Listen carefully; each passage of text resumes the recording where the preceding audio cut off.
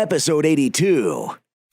Are you ready to take your eBay business to the next level? Then hold on, because Ron and Ali are going to take you into the fast lane with the latest tips and insights from some of the biggest and most successful sellers here on the So You Want to Sell on eBay podcast.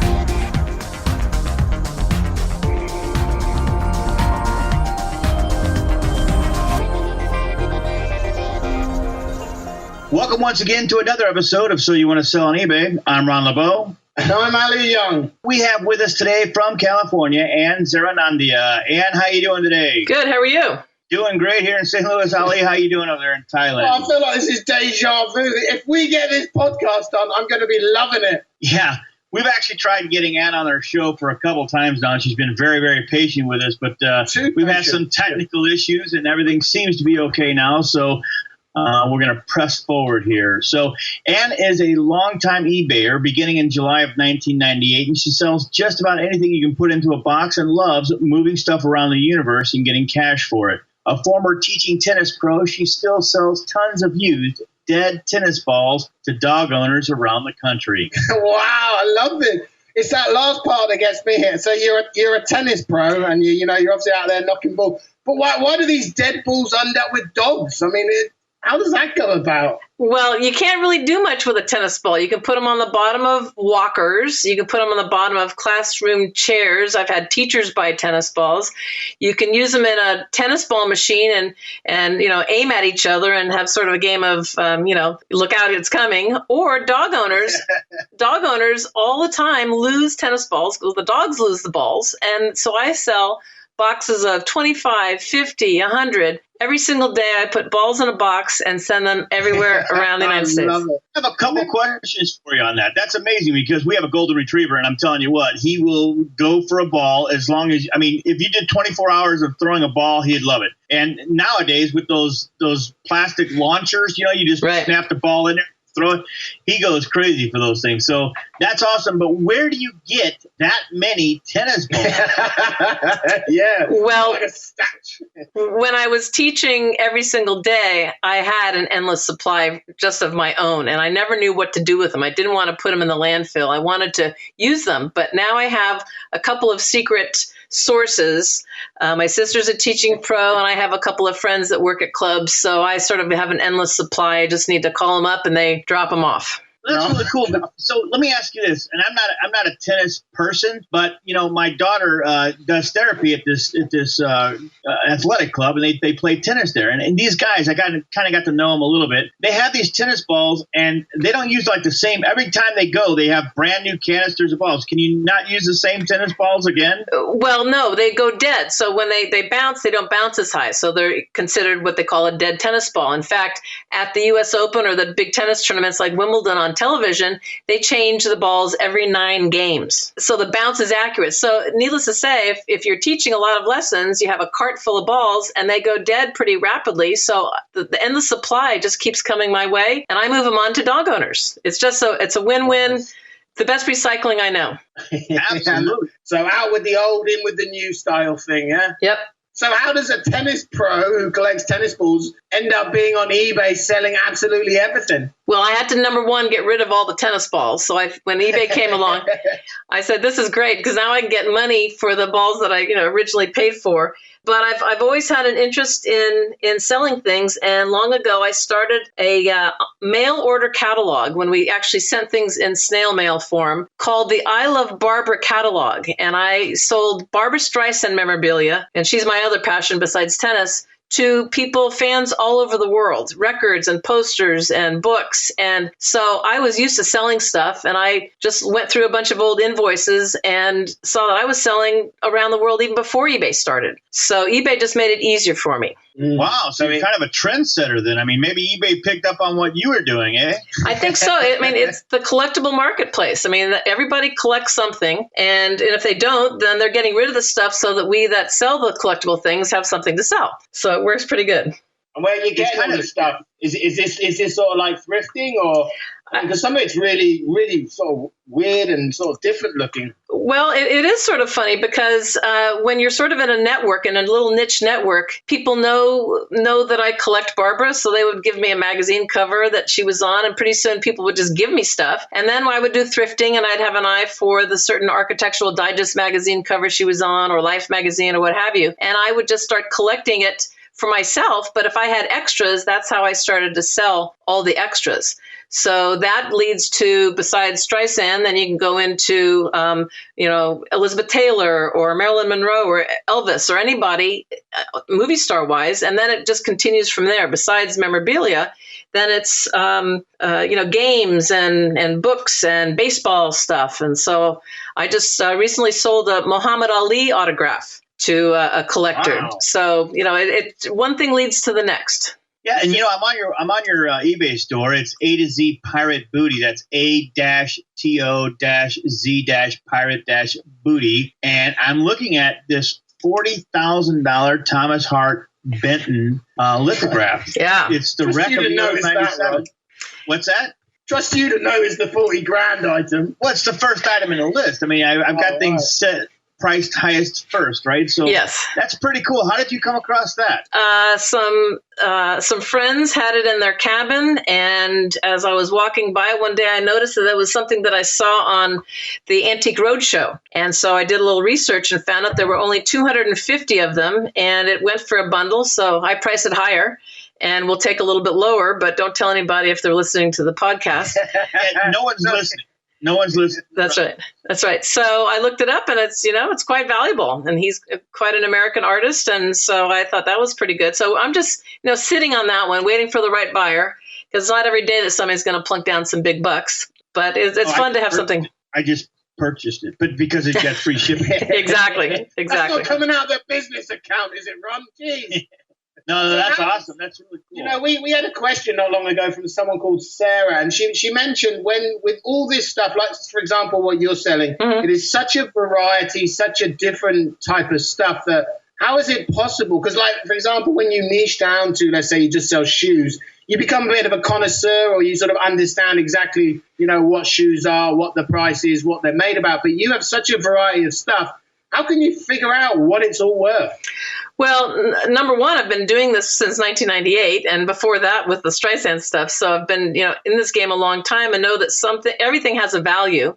And so once you start to do auctions, like the beginning of eBay was primarily auctions, you could see that people started to, spend money. And then as auctions sort of went out and I put a fixed price on it, sometimes you just put a dream price and then hope for the best, and somebody will offer you probably about the price that you really thought was going to be worth in the first place. But I also sell for other people. So as a consignment seller, I get such a variety of things that I know nothing about, and I get to learn as I'm listing. So it's really cool to be able to learn about each new niche and category, and that's how you get the experience to know what to price it for. And it doesn't get boring, does it? It doesn't get boring, no. Yeah, okay. So you're basically, if you're not sure what that is, you're just sitting there putting the price that you think it is, and then adding maybe like a best offer to it to allow people to do it. That's great advice. Yeah. Yeah, think big, think high, and then they'll come down. And sometimes they don't even give you an offer. They'll pay for the full price. I've even had two people offer over my price, and I'll take it. If you want to give me more money, that's fine. Hang on, let me get my calculator out. Yes, I think I'll go ahead and take your offer. That's awesome. Yes. Hey, you got a lot of categories here too, as well. So, I mean, are you doing a lot of consignment stuff? Right now, I have probably about 15 active clients, which they, just drop it off, and I start to list it, but I have to give them all sort of equal time, so I can only list a certain amount each day for each person, and then keep rotating them. So I think they'd all like me just to concentrate on them. But if I do the variety, then I never get bored of the same old stuff. That's awesome. And you're a one-tag woman team, are you? Or do you have people helping you out with this empire? Well, I have a couple of teenagers right now since school started, a couple of freshman high school students that want to earn some money, so I have them listing. And what's so great about their help is they're not afraid of technology. So they get the iPad out, click, click, click, it's up. And I said, okay, let's add that one to Craigslist too, or whatever. And they are just so fast with it. I do have to look it over to make sure that they're not promising something that we're not delivering, on condition wise or whatever, because it is my name behind it. But it's so great to have help like that are really fluent with the technology. Yeah, no, that's cool. And I'm looking at your store. I love your pictures. I mean, it looks like you have a nice little setup there for taking pictures. You got a nice little white background, and I mean, you just set it up there. Do you have it all set up where like you have a shipping place and photos place? Is that how you have your setup? Exactly. So I moved my business out of my home I'm sharing an office space with an architect, and so I get sort of the backspace of the office, and she has the front. And so I have my shipping area, and that just solidly set up with all the tape galore, all my eBay tape that I've been getting for my free coupons. And then I have my photography area with the little background. And then I have shelves and shelves with everything. All the shoes are in one spot, all the baseball in another, all the tennis in another. So everything is by category. And then it's labeled by person as well, because I sell my own things besides the other folks. So keeping track of, what do I have, over 1,200 things right now? That's a little bit of a challenge, but the more you list, the more you sell. And but it does get complicated, doesn't it? I mean, I did eBay a long time ago, and I only had like 10 items. It's like, where'd I put it? Where is it? I mean, how are you keeping track of this? So if I said to you right now, where is that swan duck statue? You'd just move right to that place, would you? I could go right to the place, though I have been on my hands and knees looking for boxes and where is that darn thing. So I have a little code system that I use, and I use a really great software called SellerVantage, which is a consignment software, and it gives you a line where you can put where the item is located. So I, say it's on the back shelf, row 4, something like that. And then when I sell that item, I go right there and I can see where it is if I don't know already. But it's taken years to try to get this efficiency down so that I'm not searching and losing things, because eBay really slams you for that nowadays. Yeah, and I would imagine, you've been doing this since 1998. It's probably, I'm not going to say it's not stressful for you, but you probably have systems in place. We always talk about systems, but you probably have systems in place to kind of, help you manage the day-to-day, and not, especially with your help. Yes. So, the first thing in the morning, I just check to see what I need to ship. And if it had a bid on it, it's already been put onto the shelf with the boxes ready to go. So as many things as I can get out of the way in advance, and then just print the shipping label once they've paid. Because as I tell my students, when they pay you, you don't want to go, oh, I've been paid. You want, I've been paid, because then you're going to ship it out and it's out of your hair. You want to be ready to go as quickly as you can. Definitely. Ron and Ali will be right back after this short break. Do you want to set yourself apart from other eBay sellers? Want to look like one of the big brands? How would you like to feel confident that you could do it yourself, but know that the support is there if you get stuck? Now you can create your branded eBay store and have your store doing more. With Auction Pro Template's premium do-it-yourself eBay template. This template is loaded with tools and features you won't find in any other system. Go to yourstoredoingmore.com now to see what's included. That's yourstoredoingmore.com. Be sure to check out SoYouWannaSellOnEBay.com for the latest podcasts and all the information you need to get selling fast.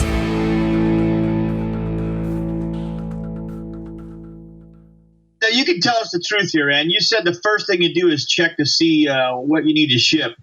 Truth be told here, isn't the first thing you do to see what you sold over the night, through the night? Well, I get my PayPal notifications on my phone that says you've been paid this. Like, oh, good, $60. Right. I like that. Yeah, we see what we've been paid first, and then I see if it has sales tax on it, because then I can tell you which states they're going to go to, because I collect for a number of states. But it's one of those things that you just start to realize that the profit is all in the buying, as they say. That's right. Love it. And another question I had in was, how do you know what to ship this at? Because there's these theories that we've talked about before on the show, where you choose the furthest place away from you and you use that as your sort of marker as your shipping. But let's say, because you got such a variety, like you got a woman's watch, and then you got, again, that swan, which I'm actually thinking of buying. But how do you work out what the shipping is? Do you have like a special calculator, or you down the post office every second? Well, one, I use a software that's a third-party add-on called Auctane. And Auctane, when you put a weight in the box, and I think the eBay shipping category or calculator does this too, you put the weight in, and you then choose which service you're going to use, if you're going to use priority or first class or whatever, and it'll give you an amount. But I always do calculate for across the country. Being in California, I put in a Florida zip code or a New York zip code or something like that. But I usually actually calculate it when I'm listing, so that I know in advance the furthest that's going to be is this, and the most it's going to cost is that. And so I build that into my free shipping. So there's really no such thing as free shipping. You know, I spend thousands and thousands of dollars every year on my free shipping, but I already know in advance what it's going to be. So I like to just say an average of $10, you know, is going to be probably the shipping cost. And then I add that into the top. Okay, that's the technique. And that's obviously giving you benefits, that free shipping of like better ranking and things like that. Is that why you're doing it, or is it just people want it now sort of a thing? Well, you know what's so great is that, first of all, nobody knows what things cost to ship anymore, and things have really gone up in price. So if I were to ship just a regular book across the country, they would think, wow, I've been overcharged. If I asked them for, $7, they would say, this couldn't cost $7. The minute you do free shipping, they don't even question what it costs you to ship. And so I take all the stress out of my calculation. I take the stress out of their liking what they've paid for shipping. On the heavy things, occasionally I will have somebody do a calculated shipping where they can see on their end on eBay on their computer what it costs. And a lot of times I'll get more California buyers on the heavy items because they can see that it's going to be less expensive than if it were across the country.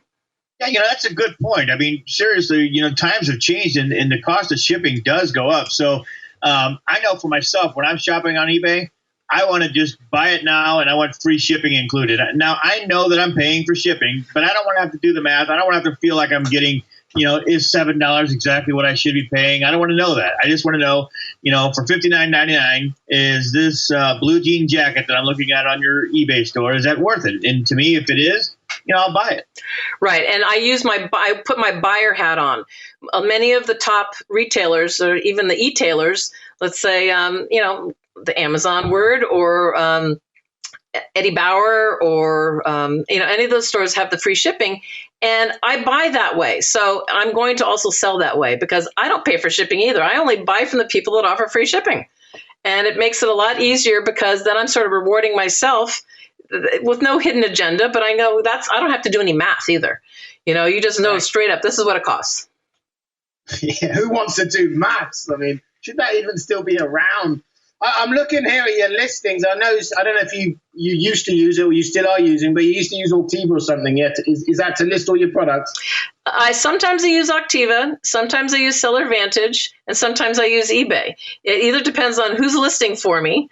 I did have a couple of people helping me last year, so some of those are going to be some random Auctane, and then the SellerVantage is mostly all my clients' stuff. And then eBay, if I have a quick book or a CD, I use eBay just because you just scan the barcode and it's up.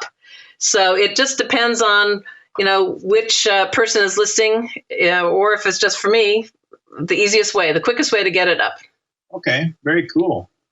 So I don't see any tennis rackets. Am I not looking in the right place? Well, I just sold a few. If you go to tennis on the categories on the left-hand side, there should be some wooden tennis rackets. You can probably get a little. Ron, he's not looking. You see, he just proved it. Point out the obvious to me. You got quite a few wooden tennis rackets. A lot of all kinds of tennis magazines. Yeah.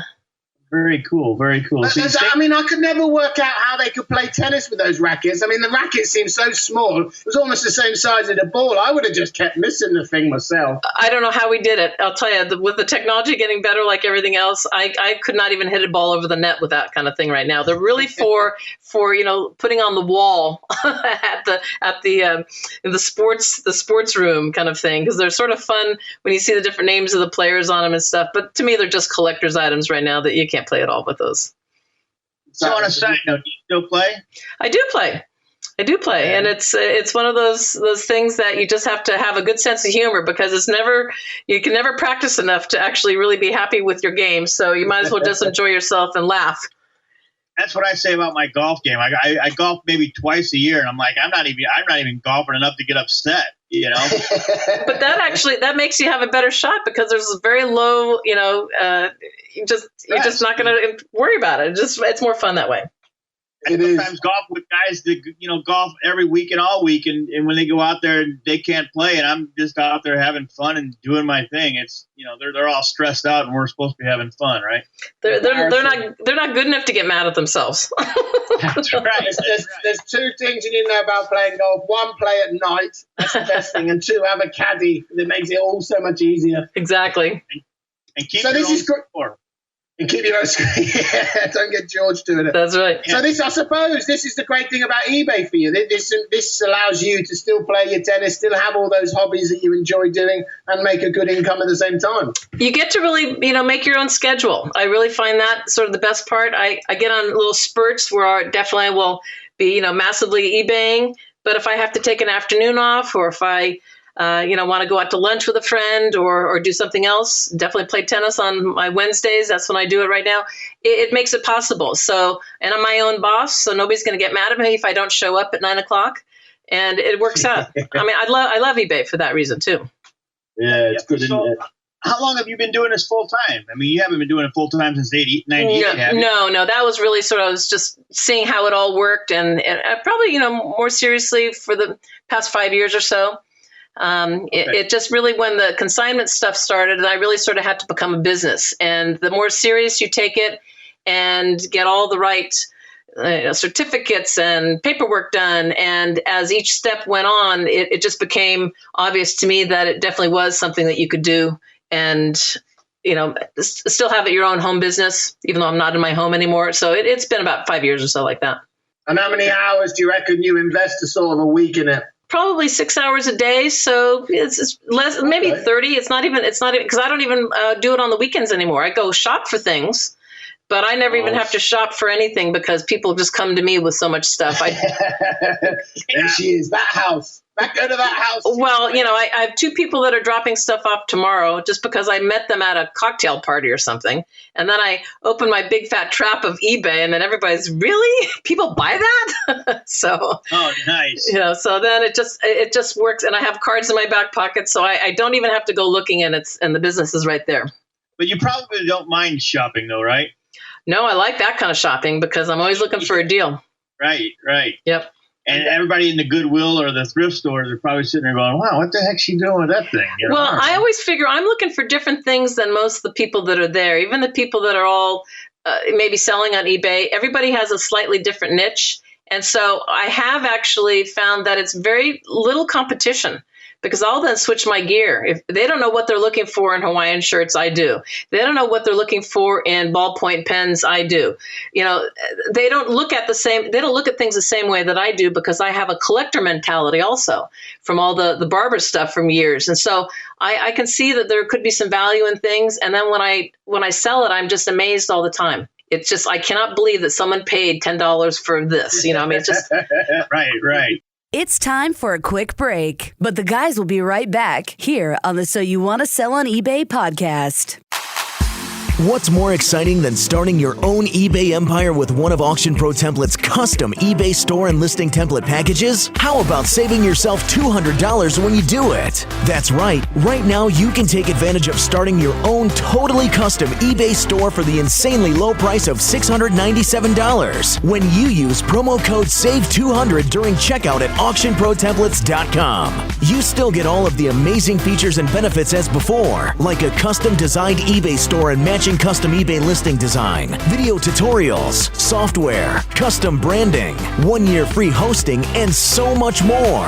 But now you get to save yourself $200 doing it. So celebrate the start of something awesome with $200 in savings when you order your very own custom eBay store and listing template package. Go to AuctionProTemplates.com and check out all of the features and benefits of having a totally custom eBay store and use promo code SAVE200 today.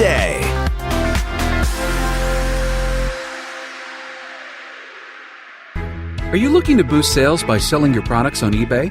The M2E Pro extension makes it easy by quickly integrating your existing Magento store into eBay. By installing M2E Pro, You can easily create listings across all 23 major eBay marketplaces, including eBay Motors. Using M2E's intuitive interface, you can also set controls to manage your listings, including automated syncing of inventory, pricing, and product details. As sales are completed on eBay, M2E will import all your transactions and process them as Magento orders. It will even allow you to send feedback for the buyer automatically, all from within your Magento store administration. And you can rest assured knowing the M2E extension is certified by both Magento and eBay. M2E Pro, selling on eBay made easy. Try M2E Pro for 60 days with no obligation. After that, if your eBay sales are still less than $10,000, you can continue using our solution completely free of charge. We truly support SMEs. Have you heard about the success story of Meat Snacker, one of the largest online meat providers around? They've tripled their sales revenue in the past year. Tripled! And they did it with Ecom Dash. Ecom Dash's software optimizes your business by putting all your sales channels in one dashboard, integrating with eBay, Amazon, ShipStation, and more. It even syncs inventory and routes sales orders, and forwards tracking information to your buyers, all automated and hands-off. Find out how to grow your sales at Ecom Dash. That's ECOMDASH.com/podcast. We're back with more tips, insights, and interviews with Ron and Ali. So what's the weirdest thing? I mean, you've been doing this for a while now, and I'm going to kind of ask you here to come up with the weirdest thing that you can remember that you sold on eBay. An open box of tampons. I love it. That has to be. Victorian days. You asked, and I sold. I mean, it was like a half empty box or half full box, however you looked at it. And I said, well, I'm just going to put this up and see what happens. And sure enough, it sold. And I said, oh my gosh, now I know I can sell anything. I don't know what's more weird, the fact that you actually put that up, or the fact that actually that's what I'm thinking. I'm thinking, here's the deal, right? If you're out there listening to this episode and you're thinking about selling on eBay and you're like, I don't know if I can do it. That's proof right there. If you don't get up off your couch and go sell anything in your house right now on eBay, it's pretty much your fault. I mean, seriously, that I did ask. I got to go back. You asked. Seriously. Now, the thing is, everybody gets analysis paralysis. They worry too much. I will try it. And if it doesn't sell, I take it down, put it in a garage sale, or donate it. I mean, I very rarely throw anything away. And so it's one of those things. If I can move it around, like moving around the universe, the stuff that I touch, and, sometimes I have to say, oh, this isn't really a high enough return for my time, so I won't list it. And that was probably many years ago, and it really is one of the weirdest things. I mean, there are others that I can't even bring to mind because I've sort of put them out of my mind. But that one I remember just because it is so unusual. And so I say, just try it. You have to just give it a try. That's the exact message that we like to put on this show is just try it. Just do it. There's no harm. What's the worst that can happen? Right. It doesn't sell. No big. Exactly. And that kind of goes to my next point or question is, there's perfectionists out there, right? I mean, with the photography and everything else, they're thinking, oh my gosh, there's shadows on this picture. There's this or not enough light. In many cases, just take the picture and get it up there. It doesn't matter. You might sell it. You might not. You might have to retake that picture, but get it up there, do something, move forward with your business. Absolutely. Now, the other thing about the photographs, I mean, I have a couple of things that may have like a reflection in it. And, I'm fully clothed when I'm taking my photographs, so I don't have those weird pictures that show up occasionally. But when you see backgrounds, when you see your reflection in the picture, sometimes you have to stand a little differently. But you know what? It's still going to sell whether the picture's perfect or not. And if somebody really needs more information, like you said, they'll write you and say, can you send a few more pictures of this part or that part? And also, I take returns. If you want to send it back, send it back. I'll probably resell it for higher the next time. Yeah, wow. There you go. I just love your philosophy. Let's just, what is that, Lou? Let's get out there. What, you want that? Yeah, I'll sell that for you. I just think it's brilliant. Well, people are saying, well, you can't possibly sell this. I said, sure, there's a big market for that. What do you mean? I said, well, do you ever buy on eBay? No. I said, well, then how do you know? How do you know what people buy? No one knows. That's right. And if everybody did, we'd already be doing all the same things. So that's why you have unusual things. I mean, that's why eBay is so unique, because it's not just the standard barcode you buy in a regular store. In fact, nowadays you can't even find a store that has half the things that I'm selling. It's just crazy. And I tell a story of a time when I had an old computer in my office here, and I started, I was going to throw it away. I mean, it's done. I took the hard drive out and everything I needed, and I thought, wait a minute, there's memory on this thing. And I looked up the memory, and there wasn't a whole lot of chips on eBay, and I thought, well, I'll just go ahead and put it on there, for $40. Mm-hmm. What the heck? I'm not kidding you. I sold 2 for $40 a piece on something I was going to throw away, and here's the reason. You can't, like in that case, like the memory for that computer, you can't go out to the store and buy that because it's outdated. Right. So if you have stuff laying around your house and you're thinking to yourself, well, who would buy that? It's old. That might be the exact reason why they would buy it. And not only that, some old things were made better than the things that are current. So you look, is it made in the USA? That's got to be old. Is it made in Japan is the next thing before China. So there's a couple different categories of age of types of things that you can't find anywhere but eBay. Right. Exactly right. We are eBay fans. And I want to know, before we go, because I can't believe how fast this is actually going, why A to Z pirate booty? Are you like some secret pirate there? I mean, do you wear a patch during the night? Well, it sort of feels like I have a gold mine with all of the items that I have. It's sort of like a treasure. And so somewhere with my name, Anne Zarraonandia, the A to Z has sort of always been the beginning of the alphabet to the end of the alphabet. And the pirate booty is just all of the treasures that come my way. So it's one of those kind of things. And I feel like I'm just, getting these riches from doing this fun game of eBay. Oh, wow, yeah. Fun game. Do you hear that, Ron? Fun game. And that's exactly what it is. Here's what there's a theme with Anne. Here, everything's a game with her. You see this? She's a teaching tennis pro. Competitive. She throws, competitive, very competitive, right? And everything's a game with her. It's awesome. But I'm sure I wouldn't want to be playing tennis or anything against. I wouldn't even want to play checkers against you. Yeah. And plus, I'm left-handed, so you got to open an eBay store here in case I'm taking it wrong. That's right. You got to watch out for the lefties too. I'm left-handed. Those the tricky spin and all that. Well, you and I have that in common. Oh, cool. All right. That's right. With my right hand, I play the same as my left. There's no difference in my hand and stuff. It's brilliant. So where do you see yourself in the future then? Are you going to have warehouses of A to Z pirate booty stuff? Or? Well, my goal is to list the things that are actually in my basement of my house. So I have sort of a 2-year plan of if I can get one box listed per month, I can get to 2 years and get it all out. And then I can really go shopping. So I'm sort of, a little bit on holdback of the shopping right now and just trying to keep moving the stuff around the universe and get to as much as I can and see what happens. Because I just love it. I would do it even if, well, I can't say if I didn't get paid for it, but I would do it just for a hobby too. I wouldn't even have to do it to the level that I'm doing it right now, just because it is so fun just to see what you can flip. And also people are very nice when it's something they really want. You get such satisfaction when they're happy about it. I really like making the matchups with stuff that, would either go in the landfill or somebody would throw away. Yeah. And you talk about moving stuff around the universe. I'm just curious, has anything ever come full circle back to you? Well, it's funny. My father's an artist, and so when you type in Zarraonandia on eBay, occasionally there are a few of his paintings that show up. And so I bought back a painting of his last year, and so I felt that was sort of going back around because the man who sold it, came to my dad's gallery in Sausalito years ago and purchased from him, but he was getting a divorce and had to liquidate. So I got back his painting using eBay. And it sort of, made me feel good and be able to give it back to him so that he could enjoy it still. Wow. I mean, what a note to finish on. That's fantastic. I tell you what, Anne, you've bared with us so many. For everyone who doesn't know, Anne has come on this show so many times so far, and we've always had technical issues. You've hung in there, and I'm so glad you did, Anne, because your message is so important.